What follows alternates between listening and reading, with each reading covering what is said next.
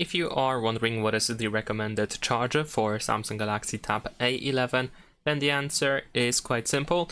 The maximum amount of watts that we can get while charging our Galaxy Tab A11 is 15 watts. Now, this means that you should get a charger that has at least 15 watts, which is quite easy to find because most chargers actually have at least 20 nowadays.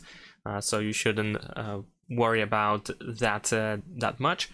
However, if you are wondering which brand you should get, then of course, ideally you want to get the original Samsung power adapter. And if you don't want to get Samsung power adapter, then of course you can still use any other brand. It is of course recommended to use a well-known brand at least. So in my case, for example, I am using a Xiaomi power adapter that looks like this. It actually has 33 watts, so it is more than enough. And this works just fine as well. The only thing that you need to keep in mind is that of course we can have a different port over here at the top of the power adapter.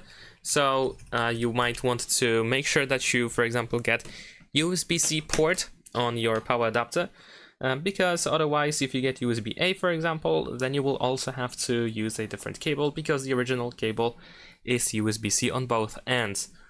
And that is pretty much it. Thanks for watching, leave a like and subscribe.